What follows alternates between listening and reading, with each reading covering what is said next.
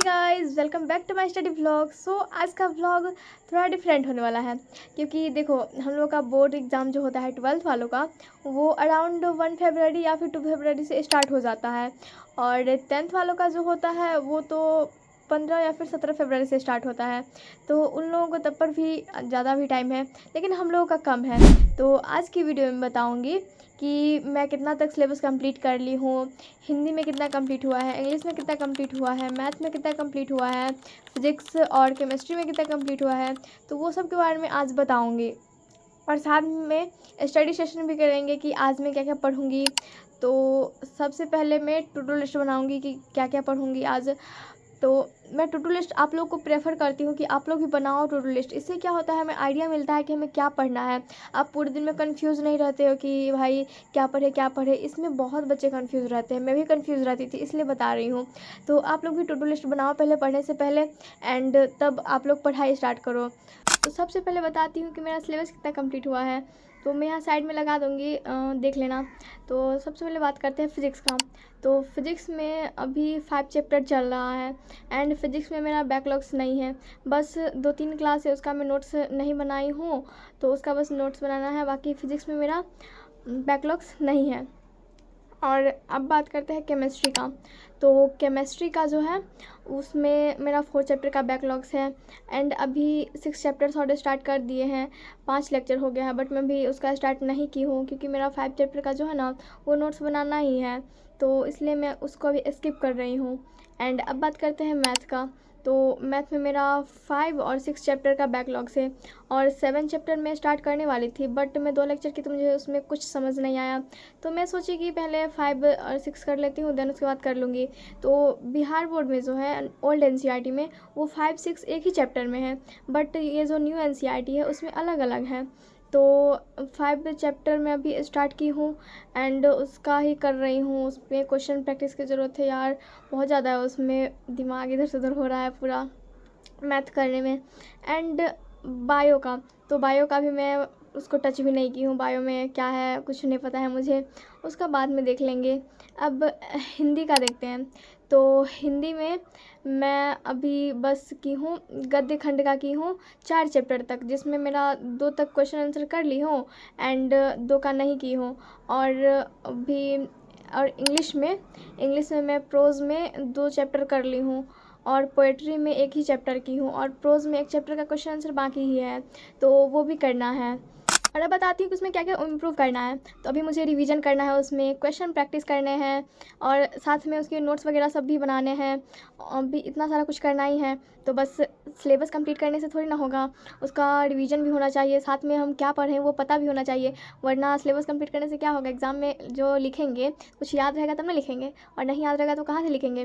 तो उसमें question practice वगैरह सबकी अभी बहुत ज़रूरत है। तो घर पे कुछ काम था, उसमें ही 11 बज गए। फिर मैं सोची कि मैं पहले एडिटिंग कर लेती हूँ एंड वीडियो शूट करना था तो वो दोनों कर ली, फिर उसमें 2 बज गए। एंड फिर मैं सोची पहले मैथ का ही प्रैक्टिस कर लेती हूँ। मैथ का मैं पिछले वीडियो में बताई थी कि मैं मैथ का प्रैक्टिस करूँगी, बट मैं नहीं की थी क्योंकि रात हो गया था तो मुझे नींद लग गया था, और नींद लग गया था तो मैं सोने चली गई थी। नींद में मैं ना क्या पढ़ती हूँ मुझे कुछ पता नहीं रहता है, क्या लिखती हूँ कुछ पता नहीं रहता है, तो इस कारण मैं कुछ नहीं पढ़ी एंड सो गई। तो अभी मैं मैथ का सबसे पहले प्रैक्टिस करूँगी क्योंकि मैथ का कल स्किप कर दी थी, तो अभी कर लेती हूँ। 1 घंटा पहले करूँगी, 1 घंटा में जितने क्वेश्चन सॉल्व हो जाए। तो चलो सबसे पहले मैथ का प्रैक्टिस करते हैं, जो कि 5 चैप्टर का है। 5.1 का मैं करूँगी प्रैक्टिस। सर क्वेश्चन बताए हैं ना, लगभग 4 लेक्चर में कर ली हूँ, तो उसका अब क्वेश्चन प्रैक्टिस करूँगी।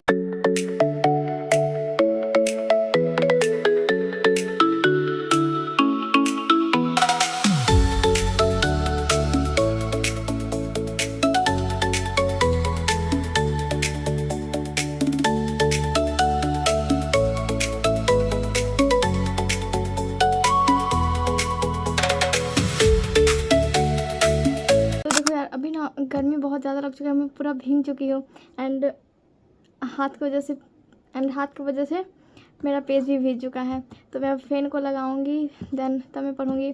फ़ैन को कम पे करूंगी, नहीं तो ज़्यादा पे पूरा ये उड़ने लगता है, तो उसको कम पे करके फ़ैन को लगाऊंगी, देन मैं पढ़ूंगी। तो चलो लगाते हैं। पता है, तो मैंने ना लगभग 1 आवर प्लस मैथ का क्वेश्चन की हूँ, मतलब मैथ्स का क्वेश्चन नहीं की हूँ, क्लास भी कर रही थी साथ में, प्रीवियस क्लास, क्योंकि प्रीवियस जो देखी थी ना वो फिर मैं क्वेश्चन बनाई तो मेरे से क्वेश्चन बन नहीं रहा था। भाई मैं मैथ क्यों ली हूँ जब मेरे से क्वेश्चन नहीं बन रहा है, लेकिन अब ले ही ली हूँ तो पढ़ना तो पड़ेगा ही। तो सर जैसे जैसे करवा रहे हैं तो वैसे वैसे मैं की हूँ। कहाँ गया, देखो ये सारा क्वेश्चन सब सॉल्व की हूँ, मीन सॉल्व बताए हैं तो की हूँ।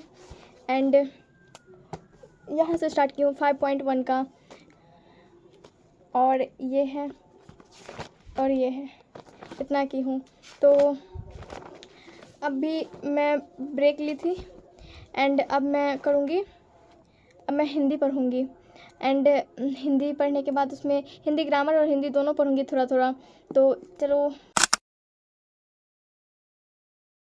तो मैंने आज ओवरऑल किया, पहले सबसे पहले मैथ का क्लास की थी और क्वेश्चन प्रैक्टिस भी की थी थोड़ा सा। फिर मैं हिंदी और हिंदी ग्रामर का थोड़ा रिवीजन की हूँ, और उसके बाद मैं इंग्लिश का क्लास की हूँ, सेकेंड चैप्टर का समरी और क्वेश्चन आंसर। और उसके बाद मैं वर्ड मीनिंग लिखी हूँ जो कि मैं दिखाती हूँ।